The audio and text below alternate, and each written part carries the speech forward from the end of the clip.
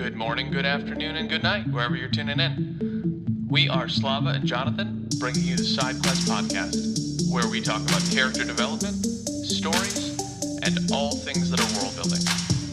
And we occasionally take side quests, because, frankly, that's how conversations work.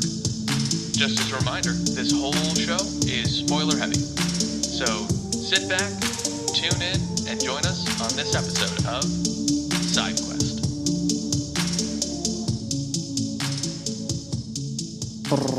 Drum roll, please. Wow. Okay, cool. Thanks, guys. Drum roll? Hey, yeah. You're welcome for that. Great. I thought you were doing your own sound effects. That's what I thought, too. It's like, hey, this guy. Yuck. Okay, welcome back to Soulsmith.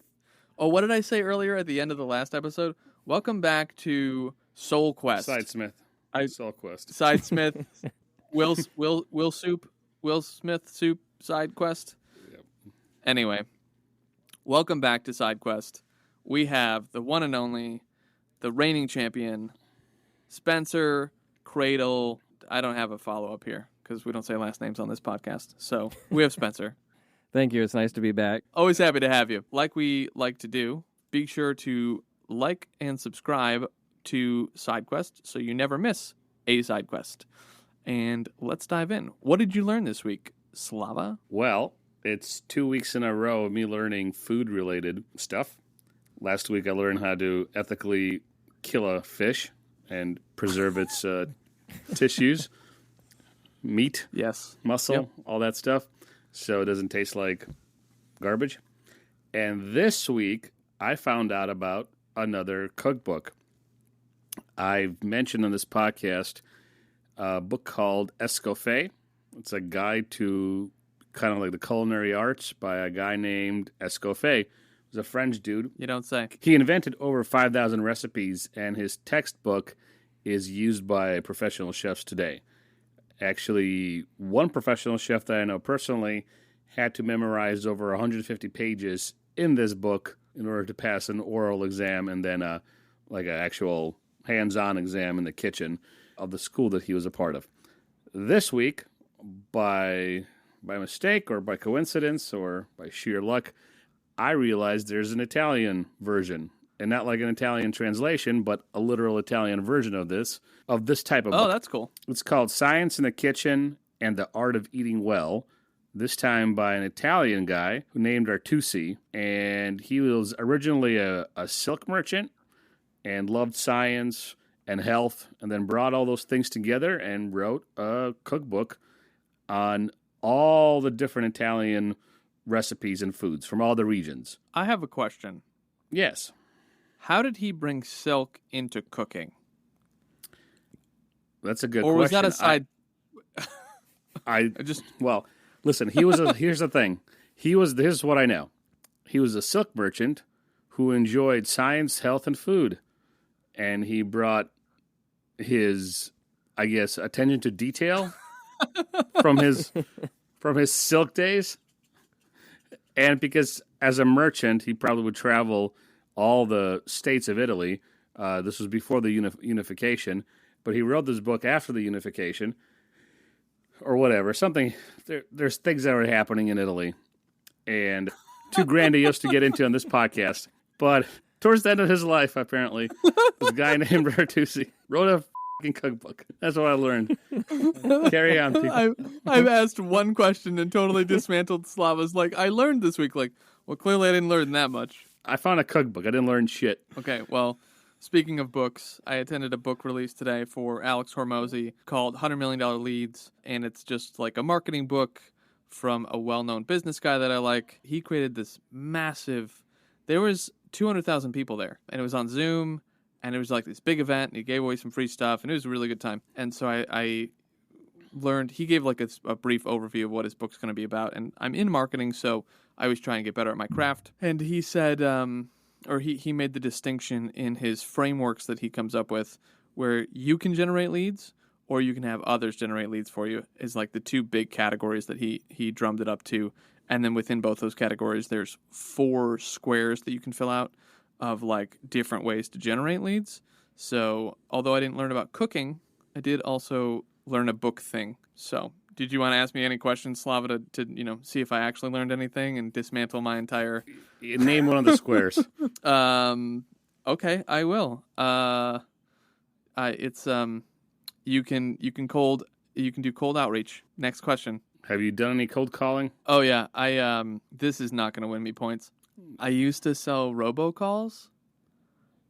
Ooh. So the calls that everybody hates to get, I would sell to politicians.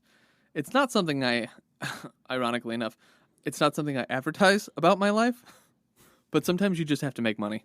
Fair. Yeah, I used to cold call for a construction company and offer our services in remodeling commercial buildings. Makes sense. Yeah. Spenser, what did you learn this week? There's a podcast I listen to. They do true crime episodes. It's not specifically a true crime podcast. This week they were talking about a serial killer from the UK back in the 70s. They called him the UK's Jeffrey Dahmer. Oh. He was gay. He would go to the bars and pick up men and then bring them home, murder them, and then once... As one does. Very different thing. As one does. As one does, yes. He would bathe the dead bodies and then sit and watch TV with them or read or just do these random things with these bodies. And a then glass of Pinot and a dead guy. Yeah, exactly. Oh, and once he was done, he would either bury them or he would dissolve their bodies and move on to the next guy. What? Did he clothe them? Did he just hey, it's like if I invited you guys over and said, really wanted to watch this new TV show, figured we could all, take our clothes off and just watch The Witcher together. I'm not 100% sure. I think he would clothe them. Well, that's good. At least he has some decency. A very specific, weird type of sexual fantasies that he had. Super weird. Inquiring minds want to know, what was the method of the killing? Asphyxiation, I'm guessing. Yeah, I think it was. Strangulation. Classic. Yeah, or he'd wait sometimes till they were unconscious from drinking, and then he would, asphyxiate them. So, yeah, he was quite the interesting guy, that's for sure. And how many dudes did he... To put it mildly. How many dudes did he whack off? I think it was Yep, I knew that was coming.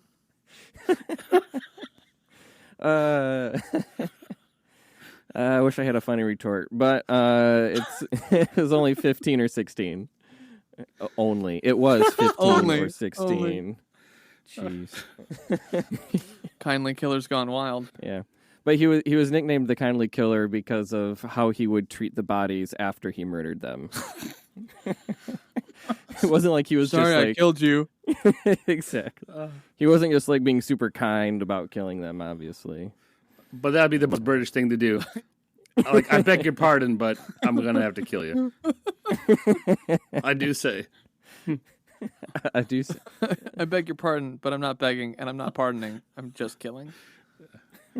Good Lord. Well, this is 2 for 2 now, where we've started the show with killing entities. You probably heard in the last episode, Slava grossly describes how to properly kill a fish. It's just the wildest thing. I'm not going to go through it, I promise.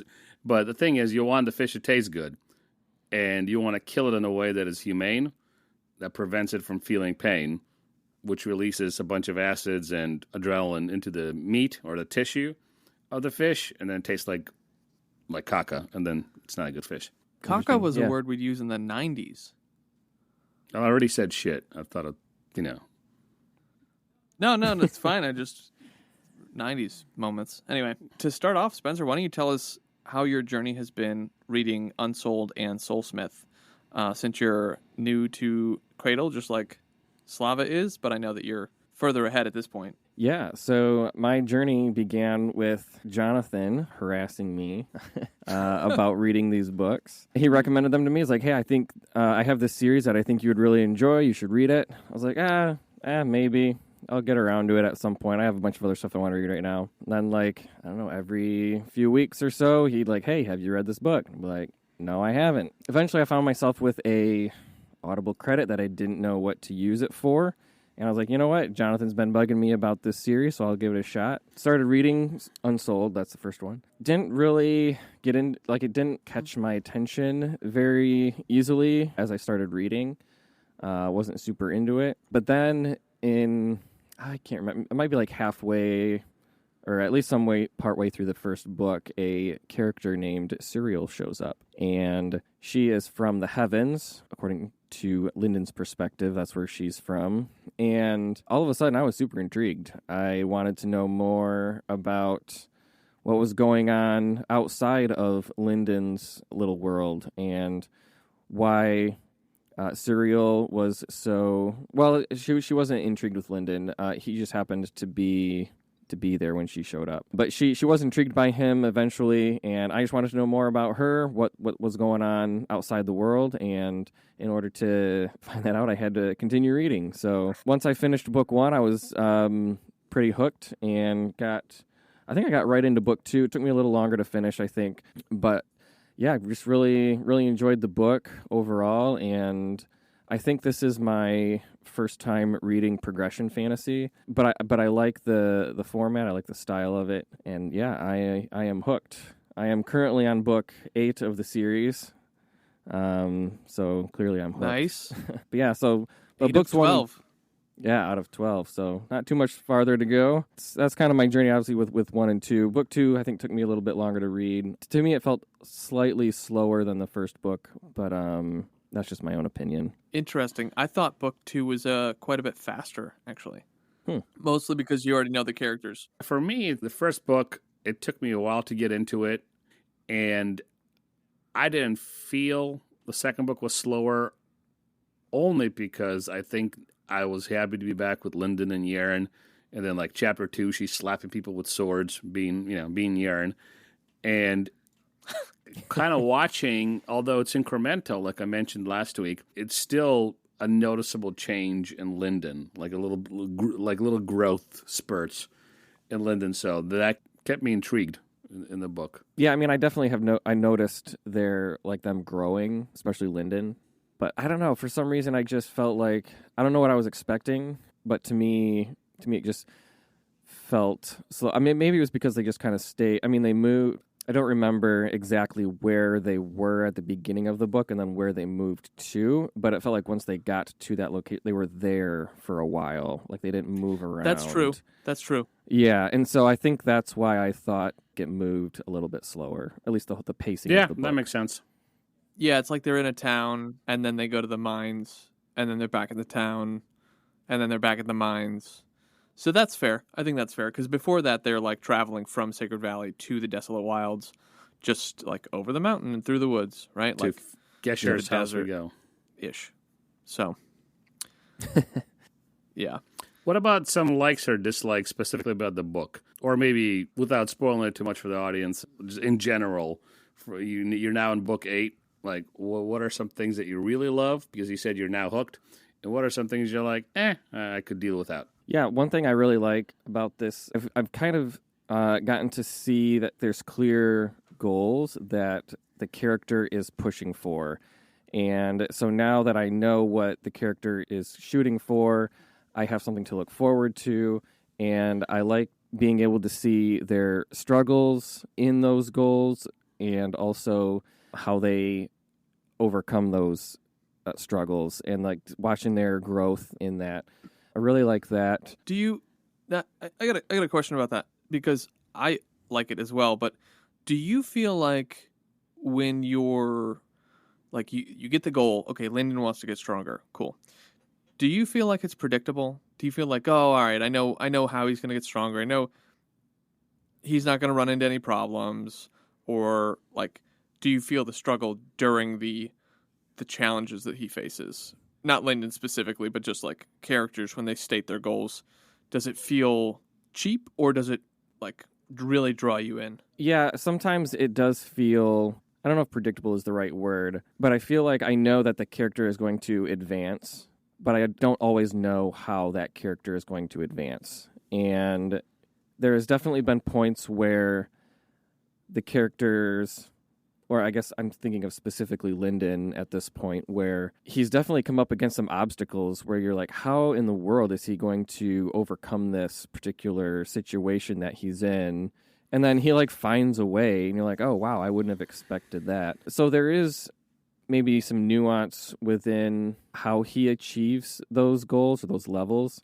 In book 2, advances from copper to iron. Yeah, when he's in the mines and Ethan traps him in there and he's forced to go from copper to iron, it really looks like Lyndon's going to die, and you're like, well, how is he going to overcome this? And then he finds a way.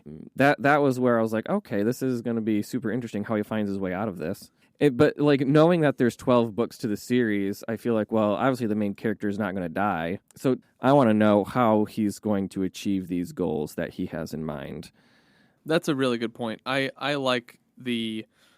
feel like Will Wight is pretty intentional with how he treats his characters, where he, at least in this series, doesn't really pull any punches, pun intended, where, and you know as well as I do, at the end of I want to say it's book 3 with his fight with Jai Long that we get introduced at the end of book 2, things happen. And Spencer, you know what I'm talking about. Like, and you think, oh, he's going to make it out. And then you go, oh, shit. And then, like, stuff happens. I think there's a difference between what Spencer's talking about, and I agree with him. The main character, you know he's going to make it to iron. Yes. That doesn't make it predictable. Well, you know, if the bad writing makes it predictable, when you're not even intrigued by the process of the main character getting to something or getting to a place that you know he's going to do or she's going to do. That's not the predictability. The predictability is when you're like, oh, okay, so this is just either a Deus Ex Machina type of deal or lazy writing, right? So, and I don't think Wight is guilty of either. Even though you know Lyndon's going to be in book 12, you're still captivated by the character and you're interested in his journey. Did I capture what you're saying correctly, Spencer? Yeah, I think that sums it up pretty good. Well, what about some things that you didn't like so much? About the book or the series in general, Progression Fantasy. Let's stay there for a while. I don't know so much about Progression Fantasy dislikes. I don't have a ton of experience with it so far. One thing that I haven't really liked is, after talking about watching characters, grow and learn how to grow through their struggles, I don't see a ton of internal monologue or like thought processes in each character and how they're growing. Because sometimes I feel like all of a sudden the character is just there, ready to advance, and I don't know how we got from where he just was or she to where she is now. Like, there wasn't a ton of like internal wrestling with how they're going to advance or like what their emotions are going into this. I mean, you get kind of some of the general maybe fear or happiness maybe that they have, but sometimes I don't see them internally wrestling a lot with their struggles. Yeah, because Lyndon, you see him being afraid, and you see Lyndon going, oh, now I have to be nice to this guy or he's going to break my face. But, yeah, I guess all I'm trying to say is I haven't noticed that until you pointed it out. So, but sorry, continue. Yeah. I interrupted you. Oh, I don't know if I had too many more thoughts on that.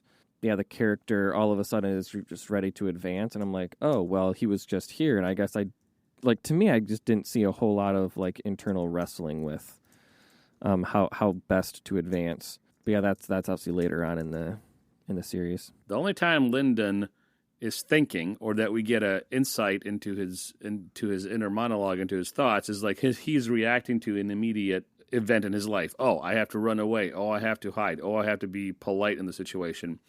And I finished 2 books, and I don't really know what's inside Lyndon's head or what's inside Yaren's head the way I know what's inside Kaladin's head from The Way of Kings. So, yeah, I agree, but I'm not sure if I hate that or don't like it or not like it. It's just kind of there now, and I have to kind of think about it. And I think what Jonathan said earlier is maybe it's early in the series, it's early in Wight's career. You guys can tell me more if by book 8 or 10 or 12 we get more in their dialogue. It might not even be that we get more inner dialogue as much as there's additional characters, which, based on the actions that they're taking, we understand more of the inner workings because of the actions, and we don't actually get more inner dialogue. What do you think, Spencer? I think we see a little bit more inner dialogue later on in the series. In 2, it might... I think so too, but I was just checking. Yeah, in 2, it, like I might have mentioned earlier, is, maybe that might not be the author's just writing style or intent. He might be more focused on, like, the action of the series versus just inner dialogue. But again, that's just, I guess, for me, it's my personal opinion. I would like a little bit more, but it's not something for me where I'm not going to read the series because I'm at book 8. I'm definitely intrigued by the series. Love how it's going. It only gets better. I can't wait for Slava to meet some of these characters. Chugging along, Spencer, I know it's 2 books, and I put my foot in my mouth the first time we had you on, so hoping that I'm not going to put my foot in my mouth. I'm regularly doing this. So who's your favorite character so far in the 2 books? Because I know that there are different answers you're on book 8. I guess just before we get to there, one more dislike I wanted to mention. Sometimes I feel like sometimes the characters progress too quickly. Sometimes I don't know, like, because there's not a whole lot of internal dialogue. Sometimes I don't know how they got to where they are. I don't really have a good instance of that in book 2, but I feel like I see that later on in the series where Lyndon goes to advance. I'm like, oh, he's ready to advance. All right, I didn't even know like he was that far along. Yeah, Slava made a similar note when he was like, oh, he advanced his cores, multiple, to iron. And I was like, no, he advanced one of his cores to iron in book 2. I think it would have been fantastic to have an inner POV shot from Lyndon's brain while he was getting stung by the sand viper and drinking blood. What was he seeing? If we could get a view of his hallucination or like a little bit of the scope of pain on a scale of, smiley face to spiking your brain, like, how do you feel right now? Is there a different option besides spiking your brain? Nope, sorry, that's all you get. Yeah. You're getting stung with, but hey, 37 different dreadbeast snakes with venom, and then you're drinking blood. Like, there is no other option. It's that. That's how I feel right now. I guess moving on from that, Jonathan, you asked me favorite character. I mean, later on in the series, I think it changes, but for book up through book 2, I would probably just have to say Lyndon is my favorite. Just being able to watch him grow from having, in his family, he was, or in his community, he was considered unsold. Like, he wasn't even able to advance to copper like everyone else did. So just to see him going from someone who hasn't advanced at all to now at the end of book 2, he's an iron. For him, like, he thought he would never be able to see copper, and now he's iron, and he's super excited about that. And yet knowing that he's got more to go based on what he saw in his vision from Suriel, it's just really cool, I think, to see a character go from feeling absolutely hopeless to now he's on a path that he never could have imagined, and he's just like really excited to keep moving, to keep pressing forward into what's next. So I don't know if I relate with him at all, but he's probably my favorite in the series up through book 2. I dig it. Yeah, that makes sense. For me, it's still the same answer as when we did book 1. Fisher Gesha. No. No. I really, yeah. No. The cloud that they ride. Let me start over. Yeah. Yep. The cloud. Yep. So. That was my cloud. All right. Let's try again. You have broken me, Jonathan. I don't know what it is. Every time you talk, I just get sweaty palms and start stuttering. I'm going to put you in a bath and clean Please. you. Can we watch a BBC documentary and drink Chablis, and you can wash me? Just don't kill me. Oh, what have I done? I'm sorry, guys. Yeah. It's Spencer's fault this time. So I can't say that I have changed my answer from book 1, but characters, obviously Lyndon, because he's the main character, and that's not a throwaway answer. It's just like, yeah, of course you want the main character to succeed. You feel for this guy for all the reasons you just mentioned, Spence. And yeah, I like Lyndon. I really like Yaren. There's just moments with her that I like more than I even like the character, right? Mm-hmm. But those moments are because of the character that she is, like the sword slapping stuff. I kind of like Ethan because he just seems like this pompous, powerful dude that doesn't care about anything, and he's sarcastic. And I totally saw through the whole facade of him surrendering himself to the Jai clan, and I thought that was kind of cool. Yeah. But I can't say, like, hey, this character I really like. Or, like, I really like Lyndon for X reasons. Or I really identify with Yaren for X reasons. I think, if I remember correctly, there were a few things that popped up immediately as I was reading book one. But now that I've been with the characters for a second book, I still like them.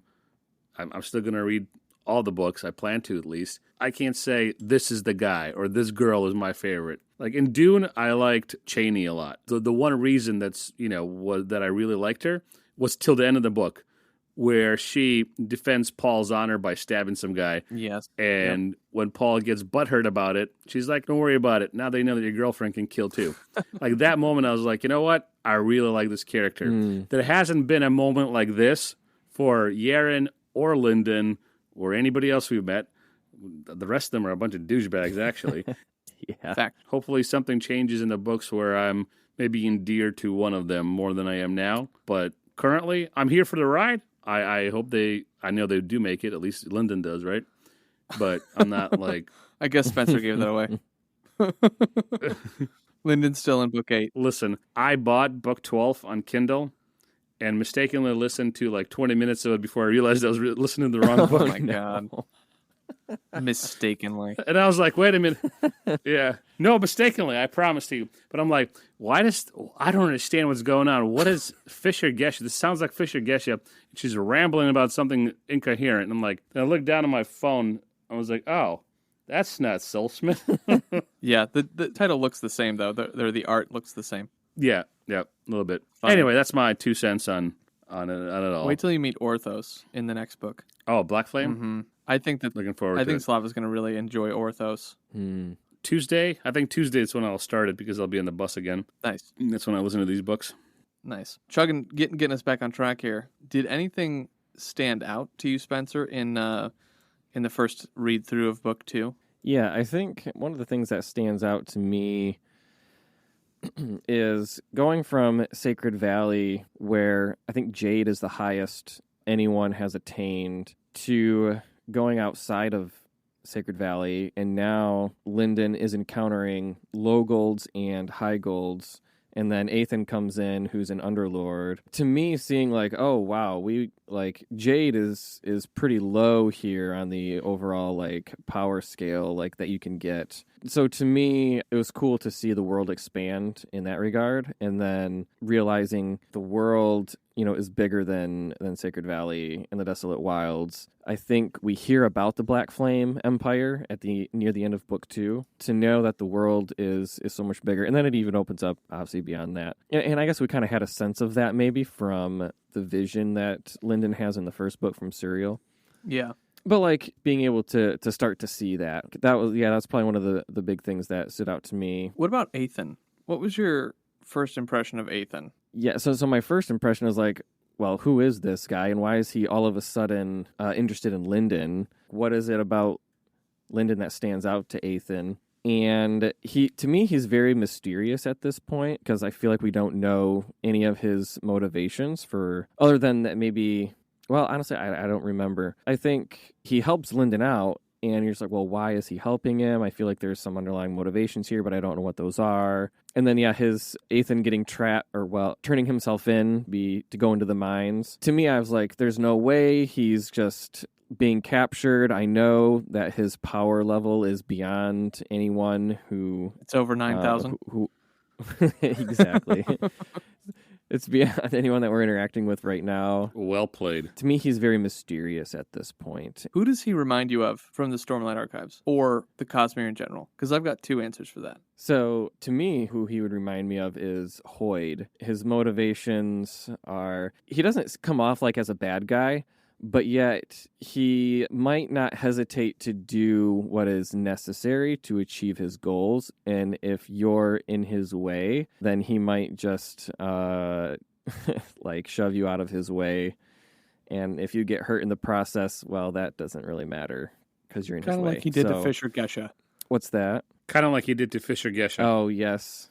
Yeah. So he's a very interesting character. And at this point, to me, he's just mysterious. And I want to know more about why he is interested in Lyndon and Urien. He also reminded me a little bit about Vasher, where Vasher, like his intro in Warbreaker, is that he goes into the prison and Ethan like went into the mines. And you're like, this doesn't seem normal. Clearly you're more powerful than whatever you're putting yourself into. Yeah, well, he breaks that brace that prevents them from cycling. He just breaks it off with the finger. So he's definitely more powerful than your average bear. And then Urien has to check like, oh, maybe I can... No, this is still hard. All right, so we did a pretty good dive into this. Spence, what about this question for you? These sort of books, or maybe fantasy in general, when you read this kind of stuff, is it for entertainment? Is it something that, inspires you, maybe gives you some sort of comfort, literally in life, and it helps you process stuff? Or is this pure entertainment? Okay, starting off with progression fantasy, to me it was purely for entertainment. I was looking for something entertaining to listen to or read, and I had no intentions of seeking out, I don't know, any sort of wisdom or inspiration, for life through these books. But Lyndon, I feel like, can be kind of a source of inspiration, someone who, has every disadvantage in the world and could, lay down and just kind of give up and not work to succeed at anything. He has all the excuses, I guess, but he refuses to limit himself. And even before, in book one, before the vision with Serial, he was always looking to use any sort of advantage to advance himself. And so to me, that's a little inspiring to be able to not have any advantage and kind of scrap your way through to give yourself those advantages. So to me, I think Lyndon is a little bit inspiring in that regard. I definitely didn't go into this series thinking like, oh yeah, I need inspiration, I'm going to look for it here. I wanted just something fun to listen to. All right, no, that's a good answer. I think for me, I found inspiration in stuff like this, but incidentally. I haven't picked up a book like this, and this is my first time reading progression fantasy, so I can't even tell you what a book like this is in my experience. But when Jonathan asked me to read this for the podcast, I didn't go into it thinking, wow, this is going to be just as interesting or as heavy as some of the Sanderson stuff we read. Just because as soon as he said shonen anime, I was like, okay, I know what I'm getting into. I like that. Yeah. I'm down, but I don't watch Dragon Ball Z for a philosophy lesson. Monster or Death Note or even Akira, there's some interesting stuff in there that we can pull out beyond just entertainment. I have found inspiration also in strange places when it comes to literature. Because, you can go to a heavy book like War and Peace or Crime and Punishment, and there you might find something heavy that kind of maybe inspires you or gets you through something, or, it's heady, right? Yep. But I have found some silly short stories by Stephen King very interesting. What would I do as a character if I had this power or if I was going through this sort of thing? So I'm sure as the books continue, there might be a thing here or there that jumps out and I'll be like, oh, wow, the Orthos did X, and that's very interesting. Anyway, and moving on so we can land this plane soon. What have you noticed about Lyndon's growth as a character? And speak to that for the Soulsmith, and without spoiling too much for the audience, maybe by book 8, what are some things that just stand out to you? And if you can just use general language, without, like I said, without spoiling anything. Sure. I feel like I touched on this a little bit already, but just seeing him go from this person who has nothing to now he's starting to find out how much is possible for him. He is someone who will take every advantage that's given to him. And some people might want to try to do things the right way, or there's a specific way that you're supposed to do things, and I have to do it that way, otherwise I didn't do it right. Whereas Lyndon is like, oh, well, this, I guess in book 2, this viper venom or whatever it is will help me. All right, let's do it. And it's not the normal way that someone should do it. Well, I don't care. It's going to help me advance. I want to know how to do it. I want to be able to get there. Yeah, I'm so glad you said that, because in last week's episode, I was telling Jonathan how I'm glad that he killed Crawl. I don't care that he stabbed in the back. I don't care it was a dirty way. Like, this is war, man. This is not, we're not white-gloved gentlemen in some kind of fantasy novel. Like, this is war, yeah. Mm-hmm. Crawl gets stabbed in the back of the neck. It's all good. And it's not like Crawl wouldn't hesitate to do that to Lyndon. Right. You know? Right. And so, that's one thing I did appreciate, because sometimes in a lot of modern, I don't know about modern, but a lot of like movies or stories nowadays, you get characters who are afraid to kill because, I don't want to be like the killer, I don't want to be like the bad guy. But then that just sets up the story for the bad guy to come back and create more havoc. Are you really taking the moral high ground there by not killing? I don't know, just food for thought. But that's one thing I've noticed about Lyndon is he's not afraid to take whatever advantage or to use whatever he's got to further his advancement. That's probably the big thing that stands out to me about Lyndon and his growth. One thing that was a pleasure to see was him kind of shedding some of his this one and gratitude. And, even not consciously, where he yells at Ethan and then goes, maybe we should do it this way. But him losing some of those complexes and inhibitions, that's nice. That's good. Yeah, now that you point that out, he doesn't do that nearly as often in the later books as he does in books 1 and 2, which is good to see. Right. Riffing off this for a second with Lyndon's growth and kind of tying it and synthesizing it with the previous question too, of only using things for entertainment, I would pose that Stormlight Archives is progression fantasy, because each book they learn a new ideal, and that you have both read progression fantasy before. It's just longer. That's the first thing. The second thing I would say is I use Lyndon the same way I use Kaladin, where it's like when you're working out and you're like, this is really hard. But it's time to level up. Same thing when I'm like feeling lazy and don't want to do the dishes or haven't done whatever stupid task that I need to do, and then it's really only a task that's going to take me maybe at most an hour. Are you really going to choose to be weak right now? Or are you going to choose to like be your best self? Because even though it's hard, even though it's a struggle, even though you don't feel like it, these characters that I have literally art on my wall about. In book 3, there's a set of phrases. It's the dragon advances, the dragon conquers, the dragon destroys. And I had art made up of that because to me, that is something that resonates with me, where it's like, no, we need to keep going forward. We don't get to go backward, we go forward. And it's only when I start to allow myself to become a little fat prince, where it's like, oh, okay, I don't have to do anything. I'm just like, it's fine, that I look at that art and I go, no, I need to discipline myself again. I need to cut the calories or like eat less sweets or whatever. Like whatever my thing is, that I'm like need to go, okay, nope, I need to stay disciplined, because there's like a forward momentum that I enjoy living in. That's kind of how I use Lyndon as a character. And I don't go into these books thinking that, but I do simply how I synthesize the world. And I think I talked about this in a previous episode too, where it's just like, I'm constantly assessing what I'm ingesting to how I can use it as fuel to make myself better. Sometimes it doesn't always work. Like I'm watching Suits right now, and it's pretty entertaining. It's a lawyer show. It has not been on air for like 5 years, and I'm just discovering it. So very much behind it. He doesn't go to Harvard.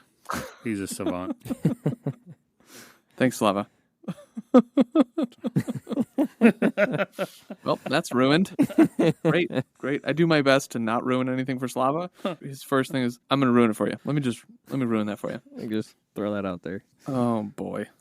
Yeah, Jonathan, I just like to maybe chime in along a little bit with that. Is I recently started getting back into running. I've been doing it at least twice a week, sometimes 3. And I've actually thought, like, during some of my runs about Lyndon, like, well, would he, like, he wouldn't just give up. Or, like, when it's time, like, I have time blocked out for a run, then I'm at home, and I'm sitting down like, oh, well, I'm so tired, or I just want to take a nap, or I just want to play video games. I think about Lyndon, and it's like, well, he just wouldn't sit back. Like, this is the times where he would force himself to do what is necessary to get to where he needs to be. And it's actually given me a little bit of inspiration to keep up with running and staying while getting back into shape. So I just wanted to share that little tidbit there. The dragon advances, Spenser. The dragon advances, yes. And here I am thinking about treachery within treachery. Only if you're going to kindly kill it. That joke was funnier in my head. So, no pity laughs. Anyway, let's do a quick chat about one of the themes. I want to hear Spenser's thoughts. So, Spenser, of these themes, which one do you feel resonated the most while you were reading both book 2 and also, like, if you want to think about it, books 3 through 8? Linden and ingenuity, order and balance, fate as a cruel mistress because of all the suffering that happens in the books, human limitations and ascension and overcoming, trust and learning to rely on others, or honor and dishonor? I think one of the things that maybe stands out to me theme-wise here is trust and relying on others. Yeren is hesitant to trust anyone, and Linden, I think, Jonathan, you kind of made this point earlier at some point, I don't remember when, but that Linden essentially has to trust everyone because he is almost always the weakest person with whoever he's with. It's a tough spot to be in for Linden, having to trust people because you're the weakest one. Yeah, it doesn't sound like a fun spot. Or even worse, you have to rely on them and not be able to trust them. Oof. Yeah, I hadn't quite thought about it that way. At this point, he's trusting and relying on Ethan to do what is best for him, and he doesn't really know, other than Ethan got Linden to advance to Iron, but Linden doesn't really know what Ethan has in store for him. Maybe he's using him as a pawn or something. We don't really know at this point, and neither does Linden. Giving that much power to people in your life would be challenging, I think. And I don't know if that's even something that I would do. It's general human nature to try to figure things out on our own. Do you think that Ethan is trustworthy at the end of Soulsmith when he's talking with Yeren and he says something like, "My master always told me that the path of the sacred arts isn't big enough for two people to walk the same path." And Ethan says, "I wanted to find some people to walk to the end of the sacred arts with me." He says it much more colloquially, and maybe you can find it because I think you brought your book, Spenser. To me, that line just hit pretty well, especially with the idea of like having to trust people. And it's like, yeah, we just met Ethan, and we don't know if we can trust him, but we've seen him do a few things. We've seen him purposely throw himself in harm's way by entering the mines. We saw him give Linden a new breathing cycle or a new cycling technique with his breathing so that he can advance correctly, and then also the wisdom and advice to upgrade to Iron even though it was suffering. Ethan says, Yeren says, "But my master used to say that no path is wide enough for two." Ethan lost his smile somewhere along the way, and he was giving her a look of such intensity that she wondered if she was seeing him for the first time. And he says, "And that is exactly the problem I wish to solve. I have been looking for people to walk with me every step of the way." Yeah, and then she says, "Where to?" And he says, "To the end." Oh, yep. So yeah, I guess, Jonathan, your question was, do I think Ethan is trustworthy at that point? Ethan's one of those characters where we don't often get to see his true face or his true self. And I think that's one of those moments. And I had forgotten about that one, so that was a good point. Or I'm glad you brought that up because that makes me want to trust Ethan more at this point in the series. I'd be like, all right, I would be willing to at least see what this guy has to offer, and I'd be a little bit more willing to go with him and see what he has to offer. So yeah, to me, that moment that you just read a second ago, before, I think it was actually just after Yeren said, like, Master always said that every path wasn't wide enough for two people, and it says she looked at him as if she was looking at him for the first time. Because he's such an elusive character, especially with his desire, and this isn't going to make any sense to Slava, but like his Ethan's desire to find the joy icon, where it's like he's putting on this act almost, even though it's not an act, it like still is a little bit, which is why I think he hasn't found that joy icon yet. He does give like this moment of being very real, which I think makes us very endeared to him, even though we're like not sure if we can trust him. but we can tell that his response is authentic. I can agree with that. Yep. Yeah. All right, Slava, bring us home. Bring us home. Well, I think the next thing we have to do after this serious conversation is read some bloopers. So I'm going to start us off with the second blooper, and then maybe you guys can pick some of your favorites. I have like two that I like. Crawl gripped his alls tighter, and Ethan could practically hear him refusing out of general stubbornness. Ethan sighed and faced Crawl and Jai along together. Fine then. I spit on the honor of the Sand Vipers. You don't have a spine between you. Your mother were dogs, and the Sand Viper isn't that great of a mascot, etc., etc. Fight me. Jai Long's mask face tilt. He placed a hand on Crawl's shoulders. Wait, I think he's just looking for an excuse to show off. What? Ethan huffed. Well, I never. Yeah, I've heard of the underlord of the Aurelius family likes to pull pranks like this to inflate his ego. Ethan cleared his throat and tightened his collar. I don't know that I've heard those rumors exactly. If he is an underlord in disguise, we can't do anything to him except embarrass ourselves. And if he isn't, he's clearly got some other plan in mind. Let's just go. The Sand Vipers parted and marched by Ethan, leaving him standing alone in the street with a lit pipe. It started off better than it ended, but like the whole "your mothers are dogs, fight me." I thought that was funny. I like that. What do you got, Spence? Which one's your favorite blooper? I like this one. It says, Ethan tapped his chin with one finger, thinking, you must have something to improve Madra quality if you made it to copper without harvesting aura. I have a parasite ring, Lyndon offered. Ethan beamed. Perfect. May I see it? Lyndon extended the ring, and Ethan plucked it from his hand. All right, that's all I wanted from you. He strode toward the sealed door of the labyrinth's exit. Wait, were you going to train me? Oh no, I was just in this for a new parasite ring. Good luck. The door swung open just enough to let Ethan slip out before it slammed shut. And Lyndon continued to scream. Yeah. Oh, this one's good. And then Jonathan, I think you should read one too. Lyndon sat up next to Yaren, who was still pale and shaken from the venom. We'll pay them back for this, Lyndon said. 100 times over, we'll pay them back. One of the guards nearby shouted, Hey, did you hear that? He says he'll pay us back. He's plotting revenge. Get him. Lyndon regretted that beating more than most. Oh, boy. One that involves a hark back to one suggested topic. The fated future of Yaren, the Sword Sage's disciple. Continue? Topic accepted. Continuing report. Without Lyndon's intervention, Yaren continues to do battle with the Heaven's Glory School. Ultimately, she survives to have her revenge and recover her master's body and spirit, which she takes along to the outside world. She's fortunate enough to run into an old friend of her master's, who takes her in and continues her training. She's adopted into a new family and lives a blessed life. As her rough edges soften and she becomes a more complete person as well as a more powerful sacred artist.